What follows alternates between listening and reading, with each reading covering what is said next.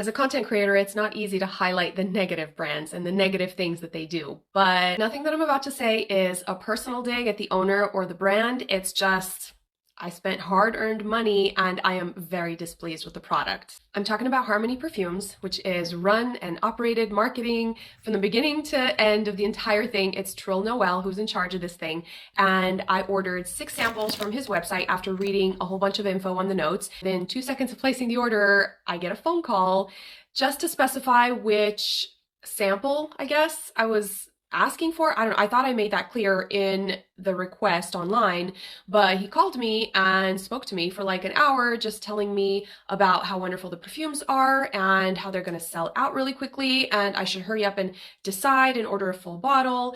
And I said, I really can't place any kind of order until I get my discovery set. I have no idea who you are, and your stuff is quite expensive, so I would like to at least get a sample and then we'll go from there. So I'm so glad that I stuck to my guns on this one, because as tempted as I was to do a full bottle blind buy, which I've done in the past, I'm so glad I didn't do it this time. I saved myself a big headache. But let me break down the 6 samples that I did get, and we'll start with the 3 that were the least offensive. It's very rare that I dislike everything in a discovery set so intensely. There's always at least one that I like and makes me curious to maybe try another one, but these were straight up bombs. They were like not in a good way. They were so bad. First one up is Roses in Awe.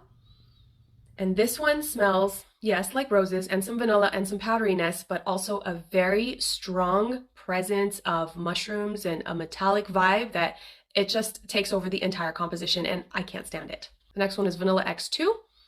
And this one smells like a powdery, almost like baby powdery vanilla. And it also has a very mushroom metallic background that just covers up the entire vanilla powderiness, and I can't stand it. And the third one is Athena.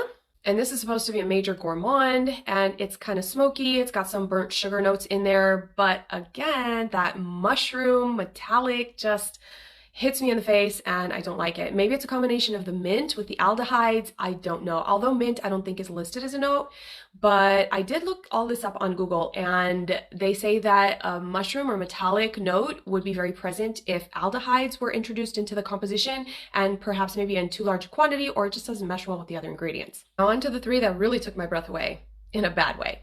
Yanari smells like cleaning product. It's very, very pungent, very strong. So I guess if you are dousing your house in bleach and you need to cover up the smell, you can cover up with this. It's not very pleasant. I don't want to smell like this. Cairo 2 is another gourmand, and bread pudding is listed as one of the notes, and that is definitely what I'm getting from this one. It smells eggy, sulfurous, and pungent. It also has that metallic mushroomy background, and I also do not want to smell like this. The real kicker is Chiome. This one smells like death. Really. It smells like rotting leaves, something pungent, wet stone, and I don't know if that was intentional, but this is a very difficult fragrance and I don't like it at all. I don't want to smell like death, and I don't want to smell it around me either. So this is a definite no. I disliked every one of them, and it just kind of made me think that perhaps Trill Noel is punking the fragrance community. There's so many of us who are collectors and we appreciate fragrance. We're willing to pay like a lot of money to own a really good bottle, especially if it's intriguing. And he just slapped a bunch of ingredients together, put a pretty label on it, and thought, okay, marketing is going to do the job for me. All these people are not going to know what's coming. They're just, one person is going to say it smells good and then they're all going to follow suit. That is not the case, all right? Marketing has its place, and if something is really good, the marketing will be justified. Otherwise, you're getting returns. Another major red flag to consider is that Trill Noel is not a chemist. He is not an experienced perfumer.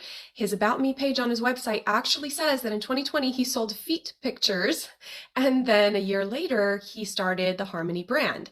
And he lost his house, unfortunately, in a storm, and then he rebuilt and then started selling out of his product. So those are some major leaps and bounds with no experience, no training, nothing to really back the claims that he's making. So just going based on my nose and the samples that I have received, I don't think this guy knows what he's doing. That's just my warning to you, being fully transparent and honest. It's not your skin chemistry, it's the lack of experience that this person has in creating his stuff that he calls not perfume, but art. It's a far stretch to call it art, but That's my 2 cents. Anyone can go online and do a perfume organ search and start purchasing ingredients and just mix and match like a mad scientist. But it doesn't mean that you're going to know what you're doing or that it's even going to be good. And if you have no shame in marketing your subpar creations, then it is our duty as the fragrance community to call you out. It's also suspicious that you can't find any negative reviews on his website or any of his social media platforms. So if you want the truth, you're going to have to dig and see what the real customers are saying.